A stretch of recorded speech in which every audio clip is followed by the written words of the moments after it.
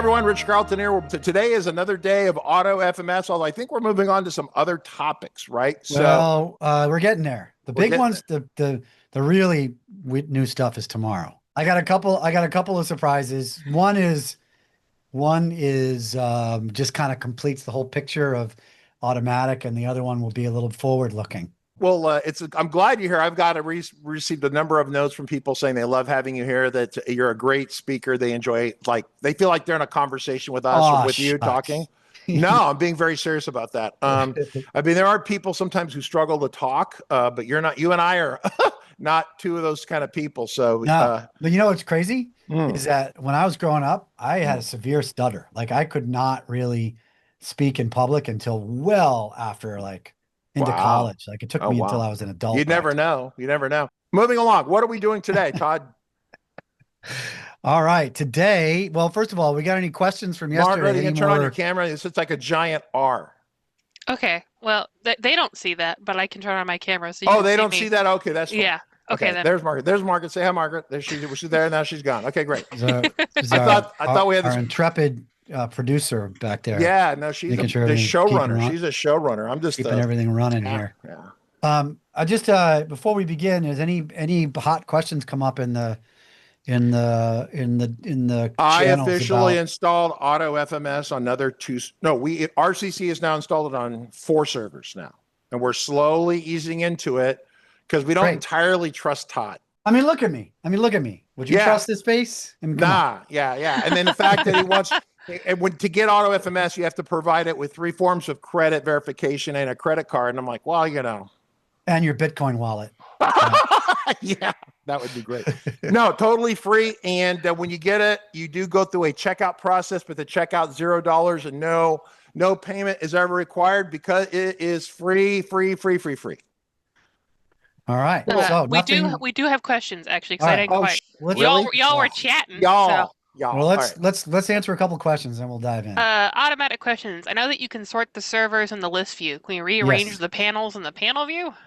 Todd, if you want to show your screen, and do some auto. So everyone, let's listen. Terminology.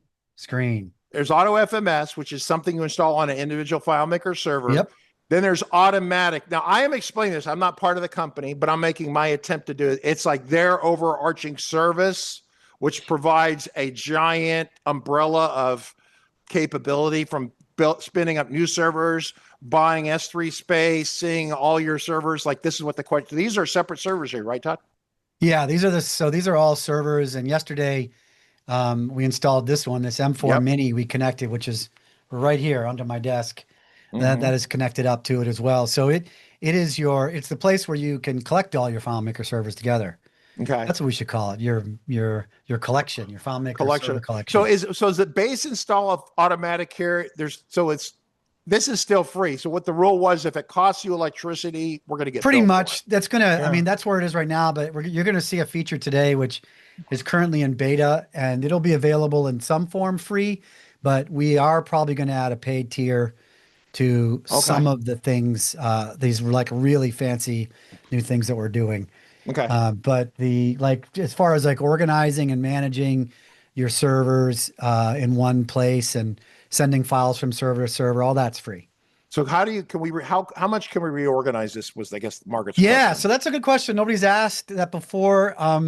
It appears that you cannot sort these or change these in any way. You have the list. There's a list there. You have a list. There is a list. So if you go back to, if you're on the list view, you've got all the sorting and the filtering and everything else. Also, I didn't point out, you can favorite them and then show only favorites, that kind of thing. Okay. You can also you can drag these columns around. Ooh. And you can, these are all the same.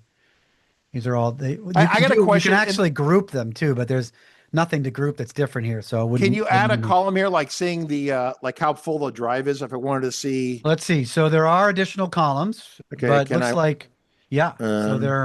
these are the ones. So they're just not showing. Oh! I need a bigger. Okay, sorry. Okay. But one thing we can do is we can make this really big, and then we can do this. We can full screen the whole grid, so you can see all that, and then you can hide, show and hide different columns with this guy here. So if I wanted to hide the URL, I could. I can also pin columns. So if I Yeah. wanted to pin like the server column, I can pin Ooh. it to the left. And now when I scroll here, Oh. whoops, I keep Yeah. scrolling the back and forth. Sorry. Well, Pin if you have a lot of server. servers, one of the things we notice with customers, they tend to want to fill up their hard drives, and then they only squeal when it blows the Yeah. server up entirely. So Yeah, yeah. So exactly.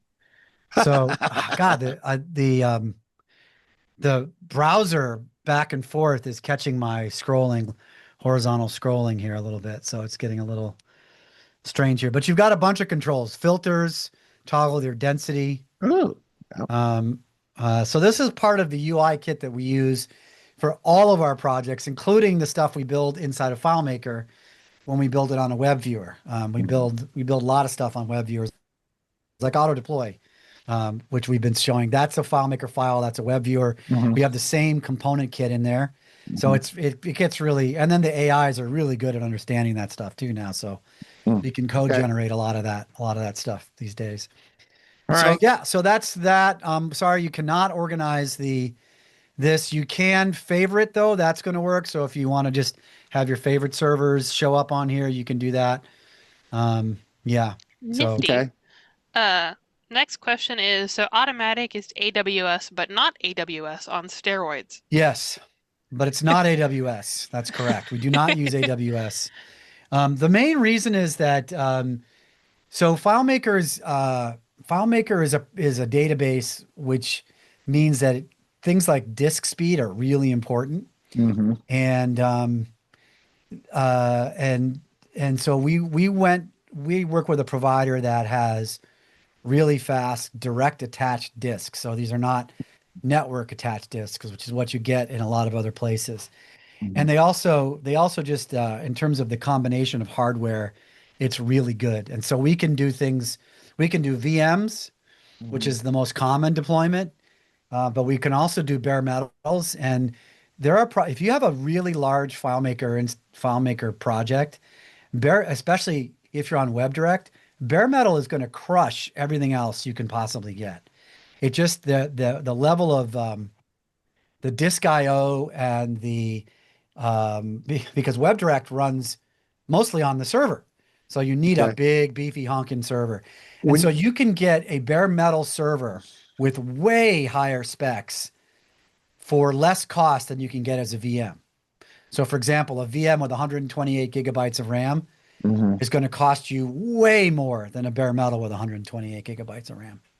Okay. And so And there's it's something like that. So we can do bare metal, we can do VMs, and we can do Docker for the use cases where Docker now is good. I don't use on the live stream a lot of terms like bare metal. So Yeah, why don't you help us, everyone bare else out? metal is server slang for no virtualization layer. So no VMs and no Docker, so no containerization. So it is a server like my Mac Minis here. Old school Windows Old school, server the or whole thing. Linux? When you get a Yeah. bare metal from us, you get the whole thing.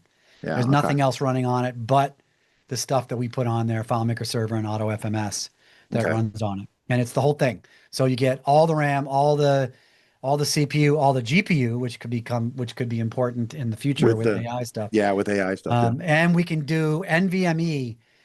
We can do direct attach rated NVMe, like 2 terabytes, like monster disks. So big FileMaker projects, especially if they're on WebDirect, you really cannot beat bare metal. What we call bare metal. Okay, good. So we don't use Amazon because Amazon can't do any of that stuff. So our provider can. We actually have a couple different providers that we use that covers the whole globe. We are about to announce, I think, eight or 12 more data centers, which will put us over 40 around the globe. So Wow. we're at Nice. 32 now. And as Good. you know, FileMaker's latency, that's the other thing. The AWS does not have enough data centers. They have Correct. they have like they have one in Dallas, but it will not do any kind of serious FileMaker server. Mm. We can do 128 gigabyte bare metal server in Dallas if you need that. Yeah. And so we have a lot of data center, and that's just because FileMaker's chatty, Yeah. latency matters. You really need to be Yep. close to the box unless you're on WebDirect. So that's why we're not on AWS. for all Yeah, those reasons. Yeah, we always have to pick the closest data center, and sometimes it's really not that close. So That's right. And that can really matter. If it's an yeah. old solution that got developed back in the days when we were still using Apple Talk, Yeah. it Oh can, yeah. it Absolutely. can be rough on the internet. Or a really big system, and then of course you have to have the budget to go with that, right? Yeah, So yeah, it's yeah. always the people that come to me with shit like that, and they say, "Well, on our monthly budget for servers, $70 a month," and I'm like, "Okay, I'm not sure how we get there." So, all right, Yeah. We So have like another you can keep question. going. Yeah, keep going. the M4-mini server. How many clients is suitable? It depends on the solution, right? It How big depends it on the is. solution, but it also you can get Mac Minis with various configurations. So let's assume that you put what do they top out?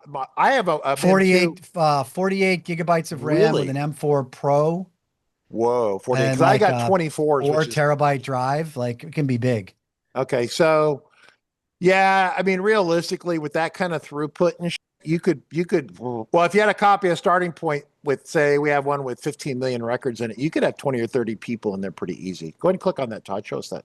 So you can do, I think, so the Mac Mini, right? If we go by and we look at the different configurations here, like this guy, which the very low end one, this is pretty good. 5 to 10 users, I would guess, no more than that, but it's going to do all right.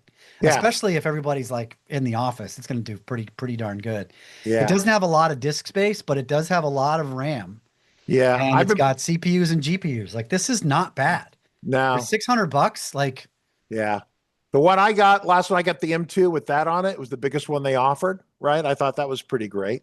yeah. So, and that, what I've been doing is I've been buying the ones that you can buy right here because they can deliver in 2 hours. That's the thing I've been using. But if you want to max out on a Mac Mini, and the other thing about Macs is you can actually use Apple's built-in virtualization to put two copies of the OS on there.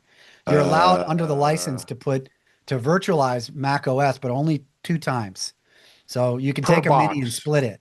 Per box. Per box, that is correct. I did not know that was. But if you do like 64 gigs of RAM and you go like, and the other thing you want, if you've got a good enough internet connection, you want this 10 gigabit Ethernet, but you're spending $4,400 here.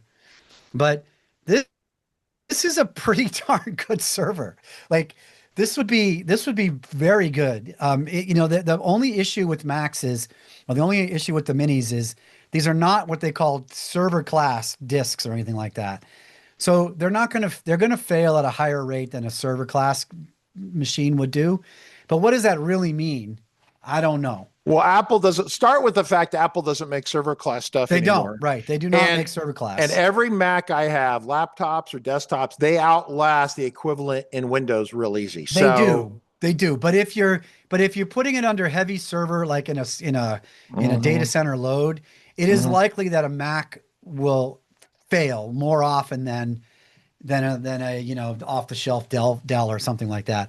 But I don't know what that really means. Is that 1 in 100 fails in 2 years? Like, or is it, I really don't know. I've not had any fail, but I couldn't tell you. I haven't had since they started soldering the drive onto the logic board, which but since they started doing that, I've never had a drive fail from Apple. Yeah. So, they're really good. The issues around them that they're difficult to put in the cloud. You just can't. There's Mac Stadium. You can get them from Amazon, but they're like $800 a month from Amazon. So they're just expensive to put in the cloud. But in terms of on-prem servers, I think it's tough to beat a Mac Mini for FileMaker. I really do. And of course, if you really want to go nuts, you can get a Mac Studio. Now, for the record, I love the Studio. I think that is the Studio is great. But you're talking like, it's pretty darn good. And you get especially if when we come back and talk about AI in the next month or two, this might get more interesting. And there'll be reasons why, but you can get monster machines here, 60 core GPUs. Okay. Yeah, I know. But look at this one right here. 36 gigs of RAM. For me, that's plenty of almost anything. The drive's a little small. Yeah. But then you can plug in, if you're into this, plug in other drives into this. Yeah. And it has the power on the USB bus to drive it. It doesn't run Yeah. out of juice. So Yeah. It's pretty good. that's actually pretty, Like, and that ain't bad. So yeah. All right. I Wow. have, so I've now got 4 Mac Minis running in my house here. Mhm. I have solar panels and I have a Tesla Powerwall, Mhm. and I've got about 2.5 gigabytes of network in and out of the house, and I could go to 7 if I wanted to. So Life's we tough with the. I'm thinking about maybe we'll add to the automatic cloud. We'll add a bunch of servers that are in my garage. In your garage, right? Absolutely. Yeah, you have to Because have the Todd add-on special. because we had the fires here in January. I don't Yeah. live very far from the Palisades where everything got wrecked. You guys probably all saw the I'm all on standby. I was yeah, on standby. Malibu got wrecked. My town borders Malibu, so we're right there. So all the fire, when the fire happened, they killed the power all over the place. Oh yeah. And we were out of power off and on for like, I don't know, 3 days, 4 days. And we never went below 50% on our battery. So it was pretty great. Nice. Anyway, here's the map of our current data center. So you can see like we got them all over. Ooh, nice. Oh, you have a Dallas. That's nice. We do. And I know we're going to add like 3 or 4 in Canada in this next few months. And we've got a bunch more over here coming up. Okay. We got Hawaii, Big Island. Nice. Yeah. So anyway, that's automatic. Any more questions, or are we ready to jump in? I think we're pretty much good. All right, So let's go. We're going to the big giant Excalidraw. Day 4, other features, beginning with automatic projects. So we talked about build, we talked about deployments. So where we are aiming for, and we talked about how we're trying to make it so that people can build solutions and support them and ship them out to multiple people. And one of the pieces that's missing in that is like a version control or a change management piece, right? Because it's difficult to do in FileMaker for various reasons. You can't just throw a FileMaker file in Git. You can't just throw the XML in Git. It doesn't work. You can't diff it. It's one giant file with 50,000 changes in it when you make a change to like 2 scripts. Like that doesn't work. So what can we do? So automatic projects is in beta right now. And this is our first attempt at shipping a full like development lifecycle where you are doing check-ins and you're doing change notes and you're making releases and builds. So let's take a look at what that looks like. So projects with flagged beta. So a project, you could think of it loosely if you like in Git, it's like a repository loosely. And by the way, this may change dramatically. One of the reasons why we have not released it is depending on what happens with the solution update tool and patching, which we've been talking about, this whole thing may change quite a bit. But this is available and it's currently free, and it'll probably be available in some form for free. I just don't know where the edges will be when we get around to it. So what we do is we start a new project, and we're going to call this RCC Highlander. Okay. And it's going to be really cool. Okay. And then we'll click next. We'll choose a server. We're going to choose TG dev from all of my servers. Select one or more files. We're going to choose our. Okay, so we're attaching existing files running on the server to the project. Yes, that's exactly right. So we're saying, what files do I want to include in my project, right? Okay, yeah. So it's kind of like when we were doing builds and deployments, we were picking the files. We're kind of doing the same thing, but this is outside of a build or a deployment. Sure. This is just saying, these are the files that I care about for this project. And then you choose a primary file. Dev Highlander is right. We go next.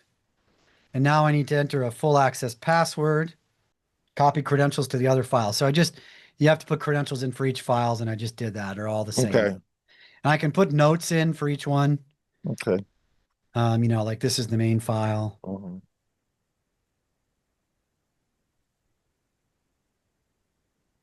Okay, so and we're going to go ahead and create it. And so what's happening now, so we're now on the project page.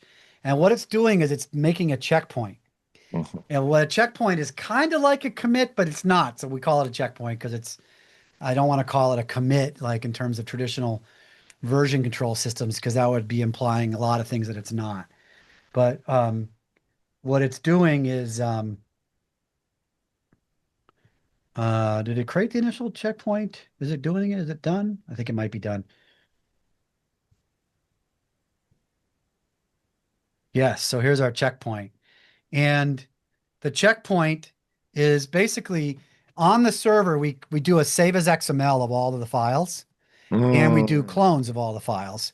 If you change in your project that you want to be a copy, we'll get to that later, but for now, just it's clones. And the nice thing is you can actually download these XMLs right here, which is kind of great because if you're using FM comparison, you can do the diffing, the full detailed diffing. You should have Dave Ramsey on, by the way, someday. We got to get you to get Dave Ramsey on for FM perception and FM comparison. Okay. Set that up. We definitely do that. And you can just download them or download the clones right here. And then, so now we've got our checkpoint, and let's do some development here. So let's launch this file.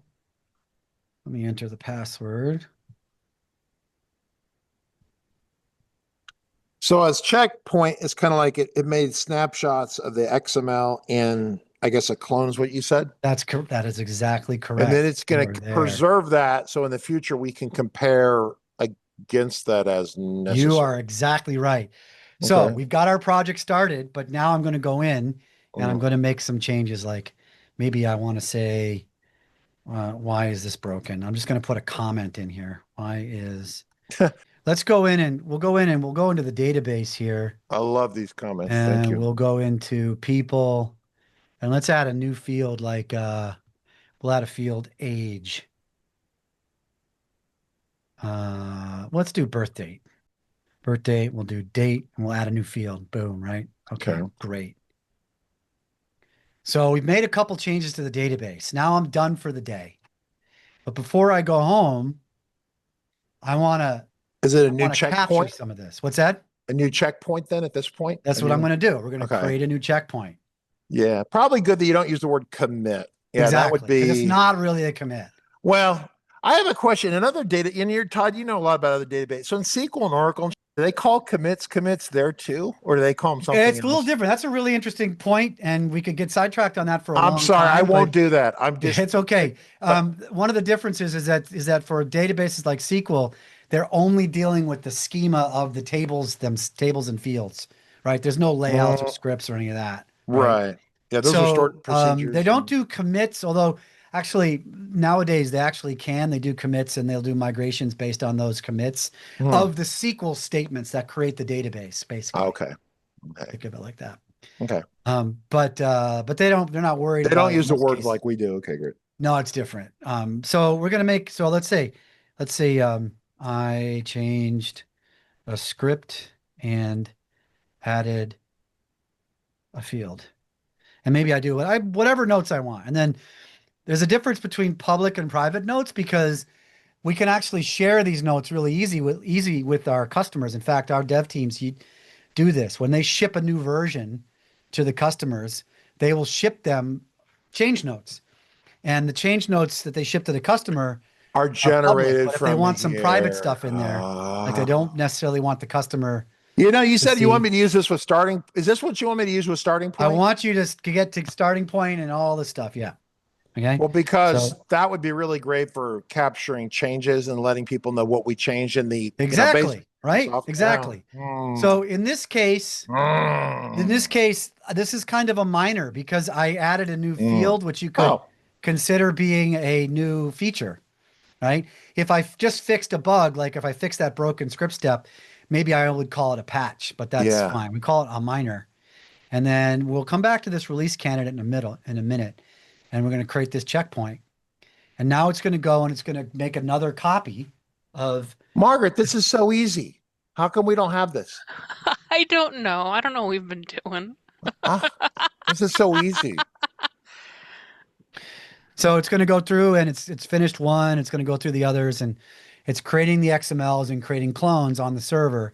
And we can actually, you can, so here we go. So check this out. So there were 3 changes by one user. And it tells you who changed it because I logged in, right? And the account name under admin. So it gets the FileMaker username, it gets the account name, it gets the timestamp, and it gets the file. And right? this is all structural stuff, not data. This is just structural. Structural. This is just structural, right? Yeah. So I made changes to this code. And so the other thing that's nice is that when you come through and you do this and you go, oh, like, this is interesting. Why was there a layout change?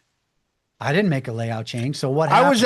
Okay. I was assuming I wasn't paying attention because I don't remember you doing a script. I didn't change the layout. Did you? But what I think happened is I created a new field and that feature that adds dropped on a layout. Yep.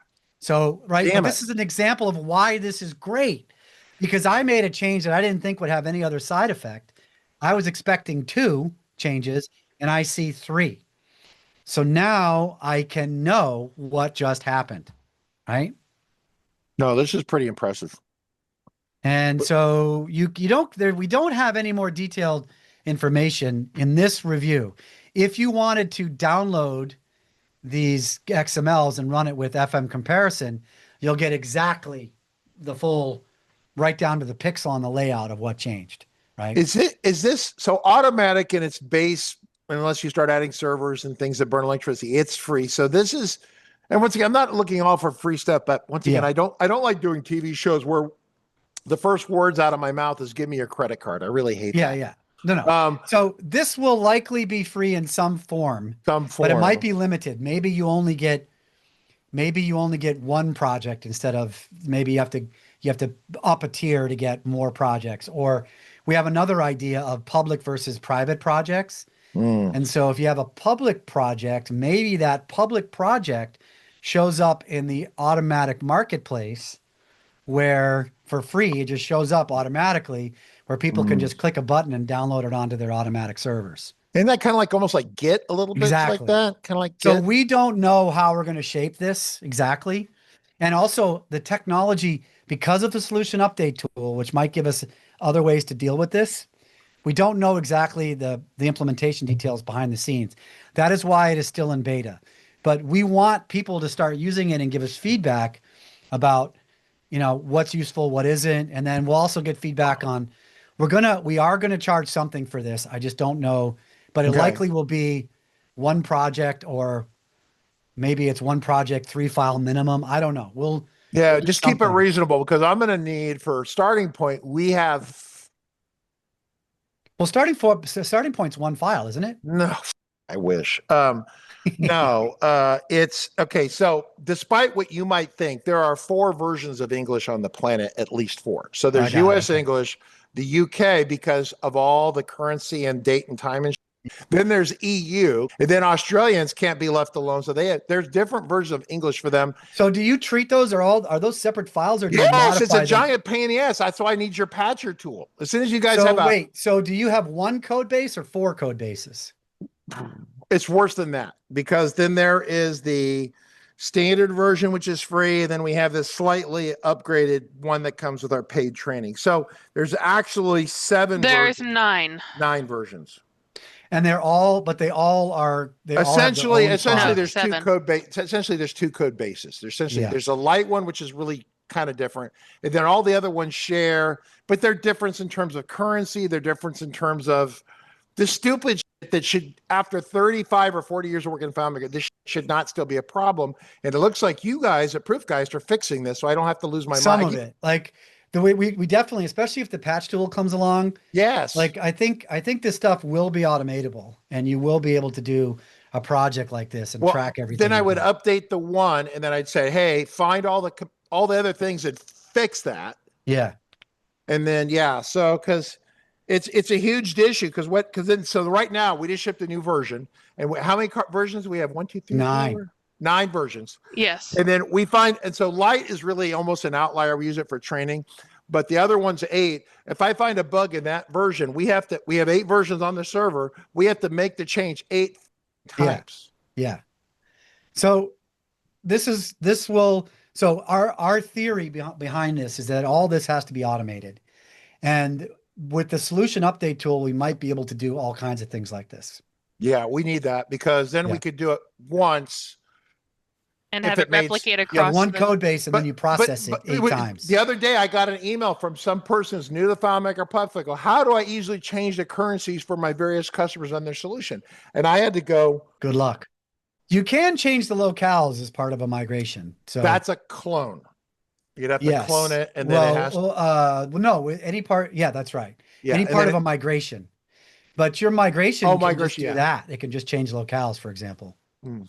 Right. We use migrations also. The other thing we use migrations for is to get rid of any dev accounts. Like in our dev server, we have all the dev accounts, and then the production. We just have a production copy that has nothing but the production. Oh, that's smart. Production counts, and then we just do a migration, and all it does is get rid of the dev accounts. Well, I'm clearly going to end up using a lot of your products. I apologize for being so adamant, but the things that I run into are the things that SBA people run into. Yeah, exactly. Right, and so it's like.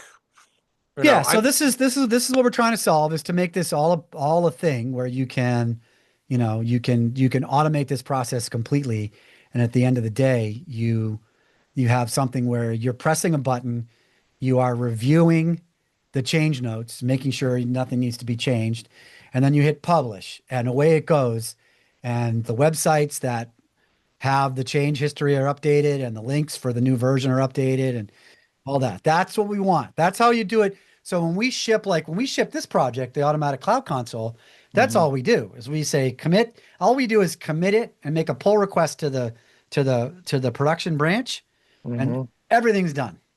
There's no manual updating that we have to do after that. It's completely done by pipelines.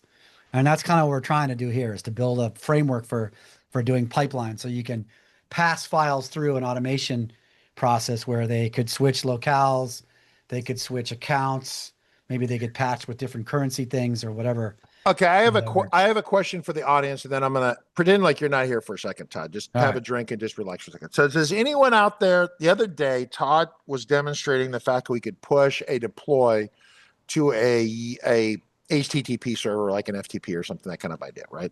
And I don't remember him really doing it. No. But we talked about it. Yeah.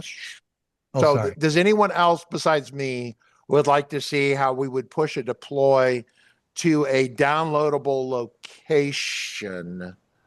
So then all you have to do is do a deploy, and then it's available to the customers, right? Because that. yes. We're going to show that tomorrow. Oh, we're doing that tomorrow? We are. Oh, okay. That's fine. Yes, I would like that. Because people are saying yes. Are they upvoting? Yes. Yes. You are getting upvotes. You are getting buzzed or whatever. Or buzz. Yeah. We did. Nick trained everyone to buzz, like buzzing a buzzer, like on a game show. Yeah. Bzz, bzz, So yeah. I'm going to show that tomorrow for you. And that's part of one of my surprises, is to show what that might look like. Yeah, because I got the 9 versions of starting point. People are like, why didn't you patch it more often? Like, because we do everything 9 times. That's part of the thing, right? Today making software, pushing 4 times a year is not okay. Like, you can't do that. Like, you need to be able to stay responsive, and that's kind of our whole purpose. That is basically, if you could sum that up in one line, everything that we've done with AutoFMS and Automatic, it's make it so that you can do updates as fast as you can ship features. That's what we want to do. We want you to be able to there's a big send out new disconnect stuff right now to your with customers or to your users, once a week, every 2 weeks. The fastest you can make things that aren't broken, ship them to the customer. Keep getting them new things so they stay excited. I totally agree. I think that's great. Okay, good. We do have a question from Jacob Taylor. Oh. Is there a way to capture emails? We want the emails. Yes. So what emails? He wants the emails when they click download. So you guys are stealing everything I wanted to show tomorrow. So sorry. Okay. Okay. We're not gonna. Sorry, Todd. It's all right. It's all right. No, Jacob and I are tight, and we think the same way. And Jacob is very much a lot like you. Yeah. you should want like, I mean, the idea, I don't have the demo set up today or I would just do it, but by tomorrow I will have it set up You have a so you demo can set up. see the Okay. experience. Okay. But the idea is that somebody lands on a page somewhere and it says, Yep. awesome solution, install or download now. Yes. You click a button, maybe you enter an email and you say, okay. And your next option is download or install on an OttoFMS powered FileMaker server. If you click install, you enter the URL to your automatic server or your OttoFMS server, and it's just installed. We have to talk. This is what I was saying. I was going to try to blow Okay, your so mind. back up. Okay. This show has gone off the rails in a million, and I mean for a million great ways. It's not like Todd showed up drunk. Okay, to be clear, that didn't happen. I have a question. Yeah. How much more do we have to show today before I can just ask questions? I can run through some other stuff quickly. It's not too bad. Let me just do a couple simple ones, and I'll see. Maybe we'll leave off the webhooks one, or I don't know. Maybe we'll leave off custom OAuth. But so let's take a look. So API keys and why they're useful, and we have those. You can see them here on your well, if there were any. So we had admin API keys. We also have data API keys. Now, what's a data API key good for? If you're using the REST API, you got to do this token dance thing where you have to put your credentials in, and then you go and get a token, and then you use the token until it expires, and then you got to reuse the credentials. Yeah. An API key stands in for that, so you don't have to do that anymore. Oh, okay. So let me see if I can. I think I got everything set up to do this. Where's Bruno? Bruno is here. Yeah, so on my production server, which is where I am, I'm going to make an API key, and I'm going to choose the database, and the one I'm demoing is Highlander, and I'm going to say RCC demo, and then I'm going to use credentials for the Highlander, but we have a separate account that we use for the data APIs. So we typically have something where the don't do that. I want to do this Highlander. There we go. Oh, it went so fast you couldn't see it. We typically use an API. We typically use a different account than the admin account.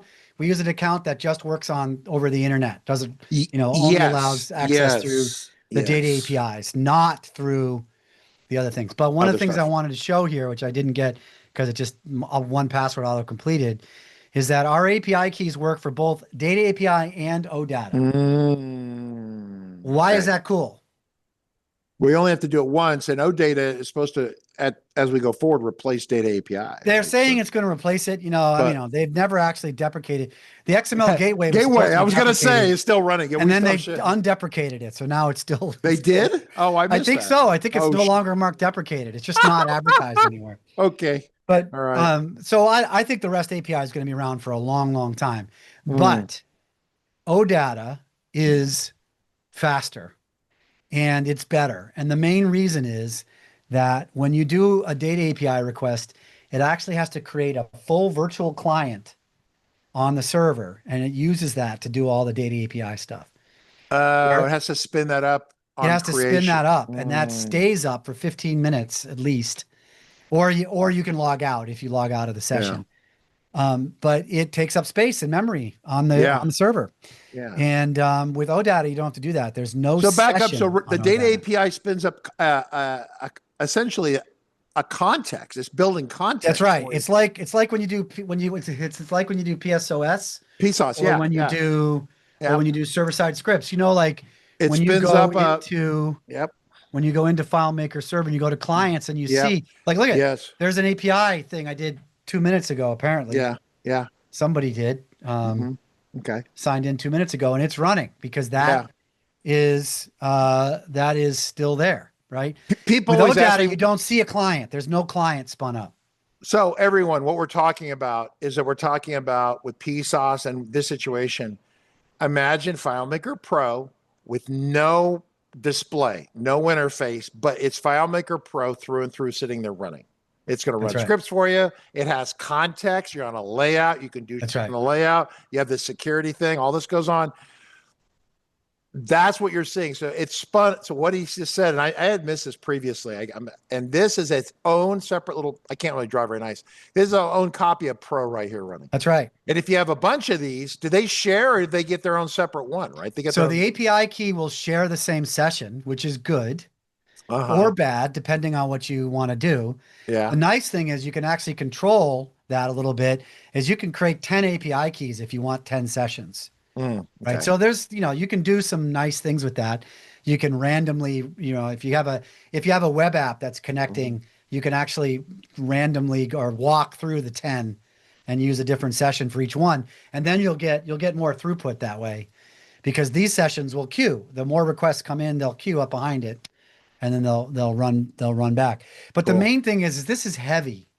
So a data API request in terms of the server is heavy. When you go through OData, just like when we went through JDBC or ODBC, JDBC, which is still also not deprecated, they don't create a session. They're talking at a lower level, and they're only talking to the data tables themselves. They do not need context. There's no context. For most websites that we build, we maintain back in the old days, like way back, PHP and all before then, and we would run our own context. I never, it was, so that we don't need that. So going direct to the data tables is perfect. Going directly to the database is lighter weight. It's faster. Way better. Right? Okay. Yeah. So one of the ways that we've started to experiment with doing in the same app, we'll use the data API and the OData API, depending on what we're using. Oh, okay. And in some cases, actually, what's interesting is let's just look at some of this stuff and you guys will see. So let me show you some examples. So here's the data API. I think this is going to fail because I didn't put the auth key in here. Yeah. So an invalid key. So let me go back and get my API key. We'll copy that and I will go back to, this is like Postman. It looks like it's called Bruno, but same idea. It makes HTTP requests. Okay. And I can set this at the collection level. I can put the new key in here, save it, and now all of my requests that are in this collection should use that. And if I go like this, I get back. So here's my data API style. Okay. And it uses a layout. So it's going to, it's databases, layouts, people, records, right? That's the part there. Yeah. And so we're getting, if there's portal data, which there is, you're seeing some portal data on there, right? So, if, however, we go and we look at OData and we run, notice we're going to run on the people table here. So this is the route for OData. Oh, I've got an extra slash in here, which doesn't matter, but that'll be okay. And I'm just going to get 10 records because, because I didn't enable it. So that's a good point, because I didn't have OData checked here. So I go in and I check OData and save it. And then we got it. And so now if I run this request again, I should get, boom. So this is the OData coming back. Now this is every field in the people database. And the nice thing, top 10 records. Yeah. I got the top 10. The nice thing about OData is you can dynamically decide what fields to get. Right. And so we can look up the OData guide here real quick. Write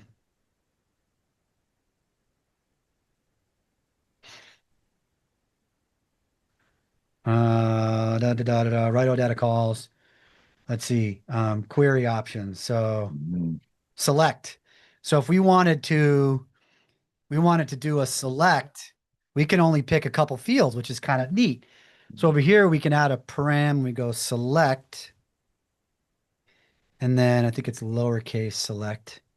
And then, I don't know, let's just pick name first and name last. We'll do name first, comma, name last. And now when I do that, I should only get, there we go. So these are all the records. And here's the only, this is metadata that's included, but here's the data. The data is just those two, right? So OData is pretty great because you can dynamically decide what fields to get back. And so that's pretty cool. Whereas with the REST API, it's based on whatever's on the layout, right? So you can be much more strategic with OData than you can with the What's rest your of it. general impression of performance? Like Way it's faster. There's no twice as question. fast, a little bit faster It depends a lot on the table and on like the, all this yeah, stuff. But like, I don't know. How many records are there in the people? Maybe we probably should not choose a different one. enough, but No, it's, there's like 10,000 records in here, oh, 12,000 records. So let's see how fast, if I get rid of, whoops, I don't need that. If I get rid of top, let's see how fast, let's see if it'll resolve for 12,000 records. okay. Um, with just those two fields. Boom. 12,000 records just came back. No, really? Yeah, look at me scrolling. Okay, now do that on Well, you can't possibly get it. It won't resolve if you try to do this with the REST with API. DAPI because it's going to try to put If you what, tried, it would just take forever and be like basically it would give you the double middle finger and keel over and die. Certainly all if you're doing right. a lot of that. Like if No, you try I to get it. do with I get FM it. with the REST API, if you set the limit to like 12,000, good luck. You've just buried your server. Right. So that's the difference is how much faster OData is. And so we're now starting to combine the two because sometimes like it's easy to tell people like if we're in the back end and we're building a web app for somebody and we want the FileMaker devs or the people in the company to be able to control what fields are actually returned in a query. We can get the list of fields that are on the layout using the REST API's metadata. There's a layout metadata route, which will get us the list of fields, and then we'll just use that, and we'll just do this. We'll add select with the list of fields on it, and so that way they can control what fields they're actually querying with Mm, an OData request, but without having to go in and monkey with the code. Right. So we yeah. now find it's useful to do both of them at the same time. And so Mm, that's why AutoFMS, as of just this version mm. 4.11, you can now make API keys that do both the REST API and the OData API. Wow. Okay.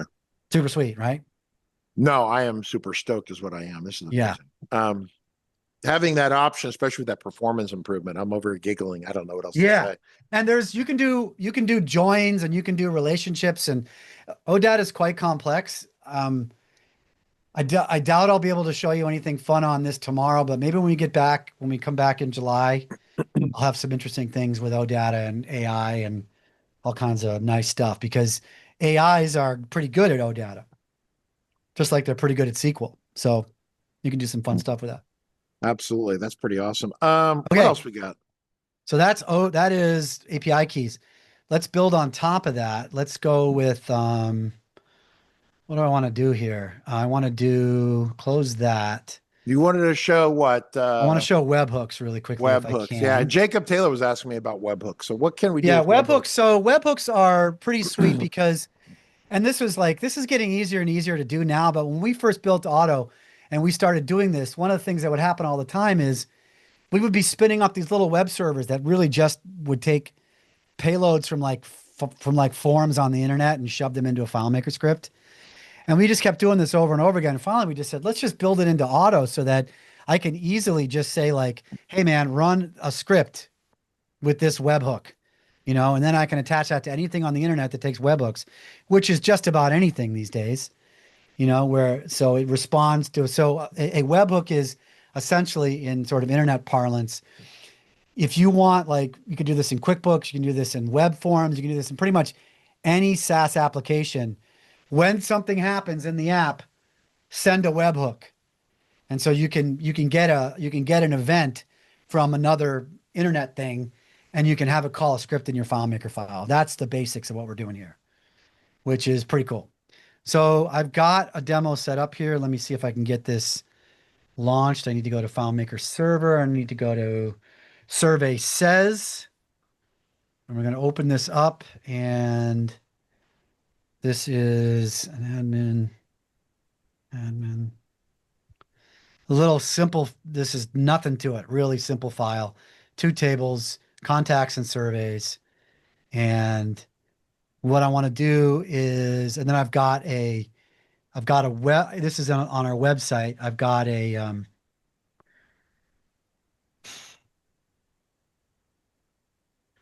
I've got a webhook here.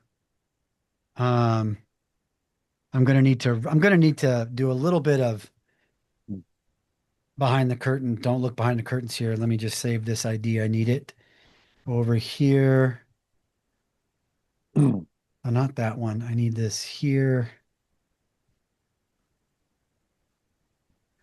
I'll need this in a minute. And then let me delete this one and we'll come back and we'll set this up for reals. So, and then I've got a form on our website, proofgeist.com/. Oh, I might have to look this up. It's going to be pages, open link in a new window. All right. I got to find the URL to the web form. I apologize. Oh, wait, wait. I got it. It's right here. Oh, okay. I put it on my handy dandy master chart of all the things we need. So how did you build that form real quick? This is just WordPress. It's one of the WordPress plugins. I would love to see you do this, and even if you did a high speed, to see how you did it. There's a million ways to make a form in WordPress. There's like but to get it to talk out to the web. Yeah, well, that's what we're gonna do. Is we're gonna make it talk to our FileMaker file. Right. That's what yeah. Yes, so that's what we're gonna do. But I have the form already set up. It's ready to go. We're gonna keep going here. Keep doing what you're gonna doing. People are petitioning me. So for Fred commented Todd struggles with the demons we have. I'm okay when he does that. Todd, keep going. Ignore me. I'm talking to the audience, not you. When he struggles, once again, it slows his ass down and it allows your brain to catch up with what he's doing. And it's the same thing with me. If all you see is a polished demo, you don't see how to handle things when it goes sideways. And I know, Fred, you're probably a super triple expert, but I mean, I prefer to do things live and make mistakes because that's what really happens in the real world. I mean, that's just the way I look at it. It's much more fun anyway. Yeah. It's like, can you perform? It's like one thing to perform in practice, but in the fourth quarter, 1st and 20, first and 20 from the 50-yard line, what are you going to do? All right. So let's dig in. So we got everything set up. We're ready to go. So let me go. We were looking at this guy. So we're going to go to webhooks. And what I'm going to do is what we call register a webhook. So let me explain a little bit more. So I'm going to create a webhook. So this is basically, it says when a form is submitted, fire the webhook, right? So that is going to be a URL and it's going to get the form data and it's going to get sent over to FileMaker. And that's what we're going to do. So the first thing I got to do, you can see here's one that's already in place that we actually use Claris Connect for, which you can do. You can use Claris Connect for this kind of thing. But in this case, we're going to go straight to FileMaker, skip Connect, right? And so what I want to do is we're going to create a URL, webhooks. Let's register. We're going to pick our survey says. We're going to make an API key for RCC demo because our webhook needs to authenticate, so we give it an API key. And this is admin, I believe. And we'll create. And yes, we know it's a bad password. We don't care. So now we've got our doohickey all set. Now it tells us the way we do this currently, and this is going to change in the future, but right now, because we're using the data API, if you're going to post a very large payload into the data API, you actually can't just run a script with the payload as the script parameter. It'd be too big. You have to post it into a record first. You have to dump the data into a record and then run a script. Ugh. And so what we're going to do is in my survey says file, I have already added an add-on, which is in the docs and you can get it. And, or did I? No, here we go. Plus auto receiver. And all this is going to do is add the tables and fields and scripts that our webhook register thing is looking for. Got it? We can copy and paste it. It's not that much. It's just a couple things. But now that it's in there, we've got a new table, auto receiver inbox. It's just got 3 fields. And then there's one script. Or actually, there's one script in a folder. Okay. So that is now ready to go. And if I come back here, it says success. Your database is ready because we're looking at the metadata in the database to see if that stuff's there. There it is. So now I'm going to enter a channel. So a channel is basically, okay, so this is for survey says, right? So we're going to say, we're going to call this survey says. And Family Feud, baby. and then, and this is going to be RCC demo as my register. And there we go. So everything is set up. This is and if I go back in here and look at this, this is the URL, and it's got the API key is added as a parameter. And so now this is what I copy, and I go to my webhook thing here, and I add a webhook URL, and I go RCC demo, I paste the URL, and then I add it. And it's going to do its thing here and add it. And then I got one more minor thing I got to do, because this fires on every form, and we have 2 forms on this website. So I need to tell it conditionally only fire on this one. And oh shoot, it looks like I lost that, but I can get it. I can get it because it's here. Inspect. It's this guy right here. This is not auto. This is how you build web forms with this Divi form submitted thing. So trigger on this form only. There we go. And that should do that. We should be all set.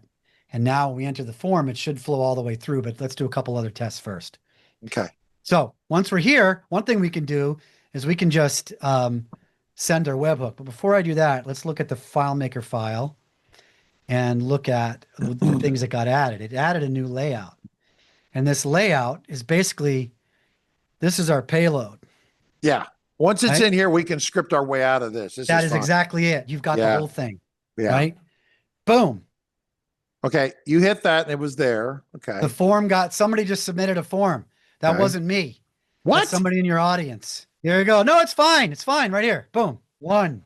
So that's the first record. But we didn't process this because we didn't teach it how to process this data yet, right? But that's it. Our data is now in FileMaker. I am comfortably back in my FileMaker land, and I can do all the things that my FileMaker skills know how to do, right? Which is pretty sweet. So how we connect it up to a processor is we go and look at our receiver script, and we look at this. It says, oh, it loads a couple variables. Sorry.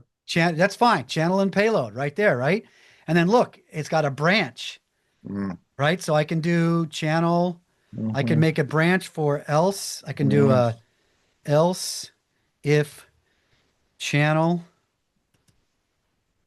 equals what? What's our channel? Our channel is survey says. Survey says. And then, so when this thing gets fired, when the form is submitted, it'll fly in here and it'll run this script. It'll get to this branch. And then I've already written a processing script in here, which we can just go get. And that's going to actually, we can take a quick look at that. Yeah, you got a generic collection box and we, okay, got it. We used to call it an inbox. Yeah, it's an inbox. And we would just throw everything in there. And then what's nice about that is it's really great for debugging and or running the, you know, you can submit a form like this, and then you can write the data to process it, because I can actually run this script on this record that was not processed because we didn't have it set up, but now I can run it. I can go in, I can turn on script debugger, and I can go in and run the auto receiver script, which is what auto calls, and it's going to run through, boom, boom, payload, right? It's got our data. There's our channel. It's going to run through. It's going to go to our script. Oh, I didn't pass the payload here though, so it's not going to work. But you get the idea, right? Now I can run my script and I can write my script to process the data into any way that I want into my FileMaker solution. And then, so this one script can process all of your webhooks. It just, you have a branch for each one that comes in. And then at the end, you notice it exits with this success. And you do want to do that. You want to exit with success and true. But you could add other things. You could do success and you could do other data if you wanted to. You could respond to this. and you could send back data from the script if you wanted to. But typically with webhooks, you only care if it got received. In fact, what a lot of people do is they will do this, perform script on server, and they'll pass it up, and they won't wait for the processing, right? They'll do the wait for completion off. And so if this script happens to be really long and take a long time to run, the thing about webhooks is you need to respond quickly, because the other side is wanting a 200 response as fast as possible.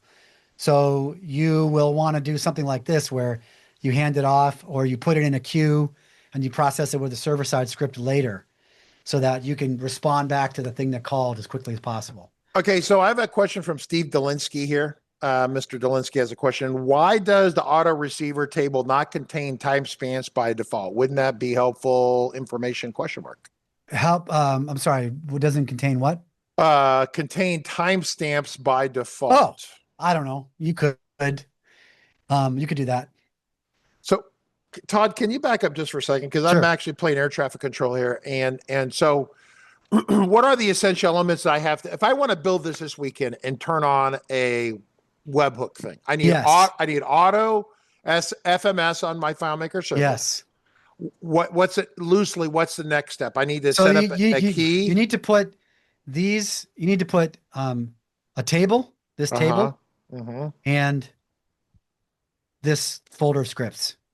Where do I find that? I mean, is it those names specifically? You can copy them out of the sample files on the docs. Yes, you want to name them the same. Okay. And there's an add-on. However, the add-on, people have said the add-ons doesn't automatically work on Windows. It does on Mac. Yeah, but you can go through Claris and needs to fix the add-ons. Let's see, so webhooks, auto receiver. There is an add-on for it. So here it is. Yeah, I don't So need the FileMaker add-on. preparation. You could download the receiver, or you can just create the names. Remember, when we tried to create the webhook, it actually tells you what you need to add. It says you need a table with this in it, these two fields, and you need a script called this. And then so that's here, like when you try to register and pick like Highlander, it's going to say, see the AutoFMS docs for how to do that. So it's telling you to go create these fields. Once they're in here correctly, then it'll say you're good, you're passed, you're good to go. Okay, hold for a second. We're on the webhook registry in AutoFMS. Okay, great. Yeah. Question. So it'll give you a validation that says you're ready to go or you're not. Yeah. And then we could connect this. We take that data to the front with WordPress and drag something on there. Okay. Yep. And look, you can see that it got fired twice. Yeah. No. Somebody else jumped in there. No, there's a part of the conversation going. You have a lot of live stream people watching. This is a very popular show. I have a quick question. So Miguel, one of the people commenting, says, "Can you explain the difference between this and Claris Connect?" Sure. You can do this with Claris Connect, and there's reasons why that's a good idea. The nice thing about Claris Connect is if your FileMaker file is down, then your webhook is not going to be received. However, that's not necessarily a huge deal, because any serious like SaaS application that has webhooks, how webhooks work is when an app like say QuickBooks sends a webhook, it expects a 200 level response back, an HTTP request is 200. I got it back. If it doesn't get a 200, it's going to try again. And it'll go through, typically you might have heard this term, an exponential back off, where it tries again in 15 minutes and then it tries again in an hour. Later in the day and things. I've had that with PayPal where we were offline and we're getting orders from PayPal. And then it'll send them again. So it's not necessarily terrible if your FileMaker file is down, or if you're doing a migration for a few minutes. The most webhook providers will send that webhook again. However, with Claris Connect, and you send a webhook to Claris Connect, it's going to be there, because whether or not you connect to your FileMaker file, that webhook's going to be there, and you can go back and replay that. Because Claris Connect is its own database, and it's got a middle invisible database, and they're collecting it, and then they forward it to you. But then so one thing is this this predated Claris Connect, which is one thing. Like we had webhooks before that was Claris Connect. The other thing is you can use webhooks. You can use this instead of using the FileMaker connector in Claris Connect. You can just put an outbound webhook to this if you wanted to. So that would let you have a webhook that you could use in Claris Connect, or you could use with any other application. By the way, this topic right here is a whole show because everyone's losing their. Fogel says, "Can you add a secondary file in case the first file is down for webhooks?" Not you so could much do that. Yeah. Well, it wouldn't be even a file. You'd have to have a different server or something. So no. So we actually have this. Steve Dolinsky, who's on the line, uses this. So SimpleQ. SimpleQ, which actually, if we notice on the webhooks, I must have turned it off. Let me go to see if it's on this one. There it is. You can deploy SimpleQ with a single click. SimpleQ is that second file that we're talking about. And there it can send webhooks to any file. So it is basically an inbox for the whole server. And then you can configure where the webhooks go, and you can even have more than one script listening in different files. So let's say you had a customer update come in, they changed their data and you needed to update it in 3 different databases. SimpleQ has a way to say, here's the channel, send it here, and then call this script in this file, that script in this file, and that script in that other file. And then the other thing that SimpleQ does is it lets you fire off inter-FileMaker webhooks. So you can have disconnected FileMaker systems that can basically publish to SimpleQ, and then other files can listen to those events coming in. That's another show. It's a whole nother show. So let me put this on I'll put this on the link chart in here because DataBuzz, they're super into OttoFMS webhooks. Oh, those guys, they've done some things. Yeah. Yeah, I like them. They love OttoFMS, and they published a guide for using OttoFMS webhooks with DocuSign, Shopify, WooCommerce, QuickBooks, FMSMS, and the couple of their products they have. So they have they published this, and they published guides for all of it, and you can use that to get some ideas about how to use this stuff. Let me put this on the master links list on our page over here. And now you're using Excalibur. I have to have you just come on the show because you're always using you're using Bruno now instead of I don't know. Yeah, I found Postman got so complicated. I didn't want it. It's too much. Yeah. They kept asking me to log in and stuff. I wanted something simpler. So anyway, DataBuzz, AutoFMS webhooks. It's a great resource. And he really loves it. And I know Steve Dolinsky uses it quite a bit. He uses SimpleQ a lot, and lots of people use SimpleQ as well. Well, is SimpleQ your thing, or is that someone else's? SimpleQ is our thing. So it's your thing. Yeah. Yeah. So SimpleQ's got a whole SimpleQ, proofgeist.com. It's got a whole section. It's got docs and all the stuff here. Yeah, that needs to be its whole. Honestly, damn near a whole show with everything going on. We've got, and so we just talked about how OData is lighter weight, and so one of the things we want to do with SimpleQ and with AutoFMS webhooks is allow you to use, because right now it uses the data API, but the other really cool thing about OData is that when you run a script with OData, you can pass it a giant payload of data. You and I used to talk about this back in the old days. We talked about how big of a payload we could stick into a parameter, right? That's and it got to you and I had this just 20 years ago. It depends on the environment. Some allow a lot, some don't allow more than 2,000 characters. So 2,048. I remember you and I presented on this at DEF CON on URL. I think it was URL protocols and Go and or whatever. I can't remember. Anyway, so yes. So with OData, you can pass a very large parameter, and you don't need to use another table. So when we do our webhooks 2.0, you can choose OData, and it will just run the script. Now, I think most people will still put an inbox in because the inbox is pretty useful. Yeah. But the nice thing, again, because the OData is so much more lightweight, if you're getting pounded with webhooks, it'll Yeah. the server will be better. I mean, that's always been the history with FileMakers. We'd always have these problems. It goes back to CDML and ROFM, if you even remember what that was back with Apple Talk. And it was the very first Apple script web interface between FileMaker and it was called ROFM. And we were always having performance problems, always could not scale fast enough. And if OData solves this by OData is definitely better. I mean, we haven't, I can say that, I can't say under heavy load with a lot of users yet. It just all indications look like it's way faster. Okay. And also that you can be very be very strategic about what fields you grab back, which is important. Yeah. Because one of the problems with the REST API is it has to build that giant payload. Yes. Stuff. Yes. Right. And that's all right. really big. Well, people are starting to drift away and we're losing them. Oh gosh, we're like way over time, aren't we? Yeah, Larry the Marine's like, hey, it's past my nap time. I'm like, sorry. All right. Larry. Well, let me just show you. I mean, definitely past we'll my have to come back. Where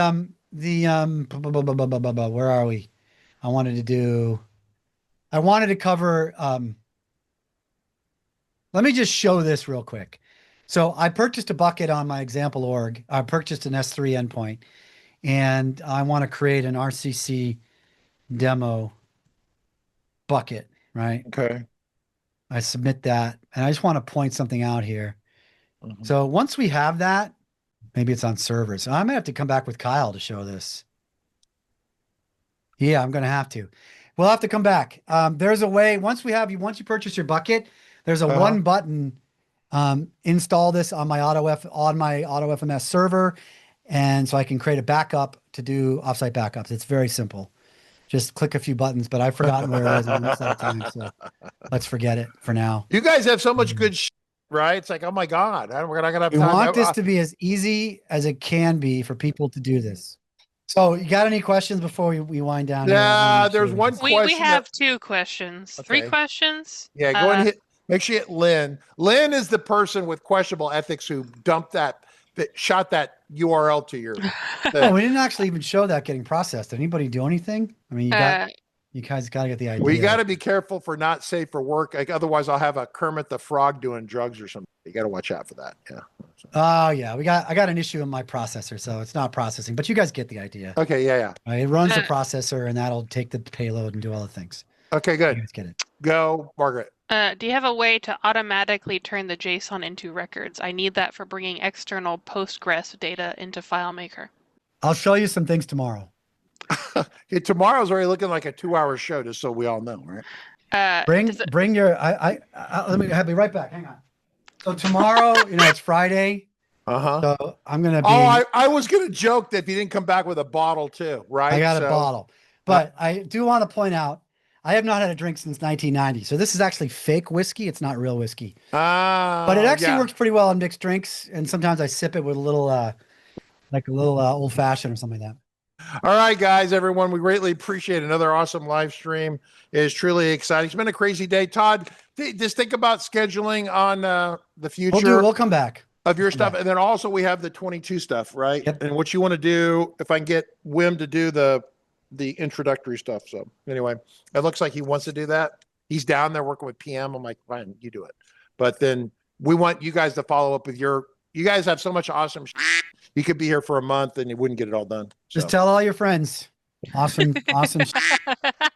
I will. Awesome. Officially sponsored by Proofgeist. Yep. Thank you, everybody. Thanks, everyone. Bye.